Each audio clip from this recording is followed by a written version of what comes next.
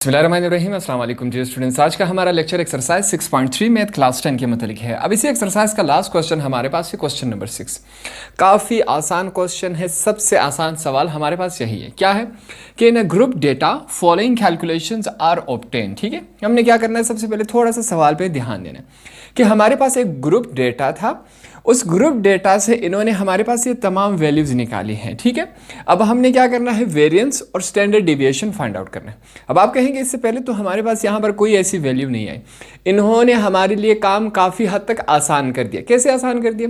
इससे पहले जब हमारे पास क्वेश्चन आता था ग्रुप डेटा का, उसमें हम टेबल बना लेते थे, टेबल में फिर हम वैल्यूज़ निकालते थे, फिर एंड में सबसे पहले हम क्या करते थे, f की फ्रीक्वेंसी की वैल्यूज़ को ऐड करते थे, फिर fx की, फिर इसी तरह fx स्क्वायर की। तो यहाँ पर इन्होंने क्या काम किया है कि वो टेबल इन्होंने पहले से बना के दिया हुआ है, फ्रीक्वेंसी की, fx की, fx स्क्वायर की इन्होंने वैल्यूज़ पहले से निकाल के दी गई है। ठीक है, हम सिंपली क्या करेंगे, इन्हीं वैल्यूज़ को उठा के वेरिएंस के फार्मूले में और स्टैंडर्ड डिविएशन के फार्मूले में पुट कर देंगे तो हमारे लिए आंसर आ जाएंगे। ठीक है, तो इन्होंने ये जो वैल्यूज़ है वो टेबल से निकाली हुई हैं। जिस तरह हम इससे पहले क्वेश्चंस में टेबल बना लेते थे, एंड में फ्रीक्वेंसी की तमाम वैल्यूज़ ऐड कर देते थे, हमारे पास इस शक्ल में आती थी, fx की तमाम वैल्यूज़ आपस में जमा कर लेते तो हमारे पास ये वैल्यू है। ठीक है, तो आपको बात थोड़ी सी समझ आ गई। स्टार्ट करते हैं। सबसे पहले यहाँ पर मैं क्या लिखूँगा, सॉल्यूशन। सॉल्यूशन के बाद जो हमारे पास वैल्यूज़ दी गई हैं इनको एक दफ़ा फिर से लिख लेते हैं। सबसे पहले क्या है, सिग्मा एफ, कि भाई फ्रीक्वेंसी की जितनी भी वैल्यूज़ थी उनको आपस में जब इन्होंने ऐड किया, हम उनके पास क्या है 150। आगे हमारे पास क्या है, फिर से सिग्मा है, सिग्मा के बाद क्या है एफ एक्स की वैल्यूज जब इन्होंने आपस में ऐड की 3450। लास्ट वैल्यू हमारे पास इन्होंने क्या दी है, इन्होंने दी है एफ एक्स का स्क्वायर। क्या वैल्यू है, 95650। ठीक है, क्या डेटा है, ग्रुप डेटा है। सवाल में इन्होंने पहले से बता दिया, एक अनग्रुप डेटा को सॉल्व करने का प्रोसेस अलग है, यहाँ पर इन्होंने पहले से बताया कि ये ग्रुप डेटा है।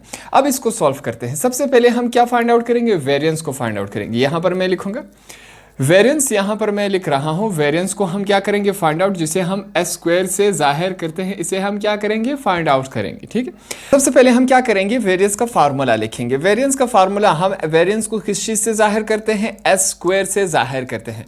अब वेरिएंस का फार्मूला हमारे पास क्या होता है, सबसे पहले हम क्या लिखेंगे, सिग्मा, सिग्मा हमने लिखा, फिर हमारे पास होगा एफ एक्स का स्क्वायर, नीचे क्या होगा, फिर से क्या है हमारे पास, सिग्मा और सिंपल एफ। आगे चलते हैं, माइनस लगाएंगे, माइनस के बाद अब हमारे पास ब्रैकेट में जो वैल्यूज़ है वो लिख लेते हैं। पहले हमारे पास क्या है, सिग्मा, फिर है एफ एक्स, नीचे क्या होगा, फिर से सिग्मा और एफ होगा। इन दोनों में फ़र्क क्या है कि यहाँ पर सिर्फ हमारे पास स्क्वायर होगा। ग्रुप डेटा में वेरिएंस को फाइंड आउट करने का हमारे पास फार्मूला ये होता है। अब कुछ वैल्यूज़ हमारे पास मौजूद है ऊपर, ये वैल्यूज़ उठा के हमने इसमें पुट कर लेने हैं। अब सबसे पहले मैं क्या लिखूंगा, एस का स्क्वायर लिखूंगा, सिग्मा का मतलब कि एफ एक्स का स्क्वायर की वैल्यू लिखेंगे, वो हमारे पास क्या है, मैं लिखूंगा 95650।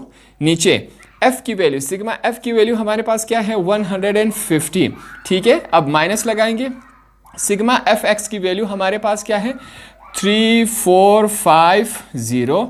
नीचे हमारे पास क्या है, सिग्मा एफ की वैल्यू हमारे पास क्या है, 150। ऊपर क्या लगा देंगे, स्क्वायर। तो तमाम वैल्यूज जब हमने फॉर्मूले में पुट की हमारे पास इस शक्ल में आए।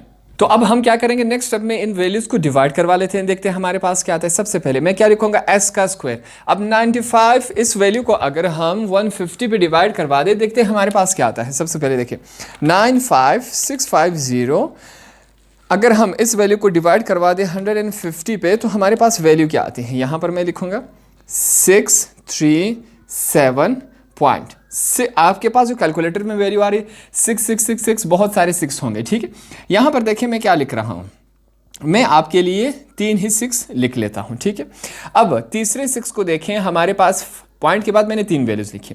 तीसरा वैल्यू हमारे पास 5 से बड़ा है, 5 से अगर बड़ा हो तो 7 वाली वैल्यू में 1 ऐड कर देंगे, 6 में 1 ऐड कर दे, हमारे पास क्या आएगा, 7 हो जाएगा। ठीक है, तो इस वजह से हम क्या लिखेंगे, 637.67। ठीक है, आगे चलते हैं।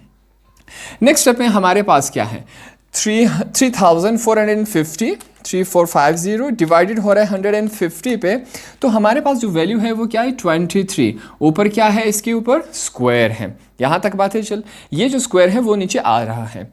अब नेक्स्ट स्टेप में देखें, सबसे पहले मैं इसी स्क्वायर को सॉल्व करूंगा। बकाया तमाम वैल्यूज को हम सेम एज इट इज लिखेंगे।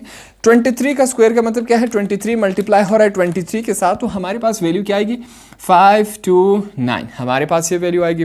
नेक्स्ट में हम क्या करते हैं, इन वैल्यूज को आपस में माइनस करवा देंगे। यहां पर मैं करवाता हूं, अगर हम 637.67 से माइनस करवा दे 529 को, तो हमारे पास वैल्यू क्या आएगी, हमारे पास जो वैल्यू है 108.67 हमारे पास वैल्यू भी है।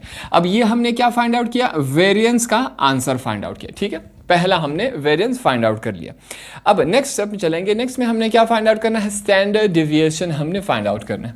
अब स्टैंडर्ड डिविएशन देखिए, स्टैंडर्ड डिविएशन को हम एस और डी से, एस से स्टैंडर्ड, डी से डिविएशन, इसको हमने क्या करना है, फाइंड आउट करना है।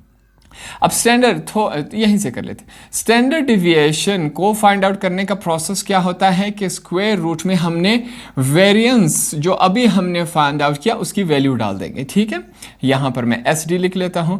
अब देखते हैं हमारे पास क्या था, वेरिएंस की वैल्यू हमने अभी फाइंड आउट की। ठीक है, ये चलता आ रहा था। हमारे पास वैल्यू क्या है 108.67 ये हमारे पास है। अब साइंटिफिक कैलकुलेटर से इसको चेक करते हैं कि हमारे पास क्या आता है।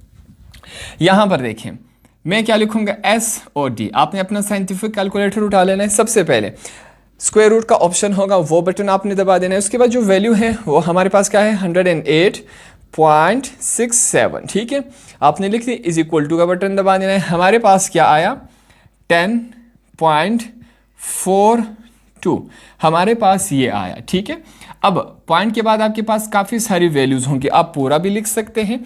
हमारे बुक के आंसर के तहत हम ये वाला भी लिख सकते हैं, दोनों आपके करेक्ट आंसर होंगे, मगर बेहतर यही है कि हम बुक वाला आंसर लिख लें। तो इस तरह हमने दोनों चीज़ें, वेरिएंस और स्टैंडर्ड डिविएशन, आसान तरीके से हमने सॉल्व की।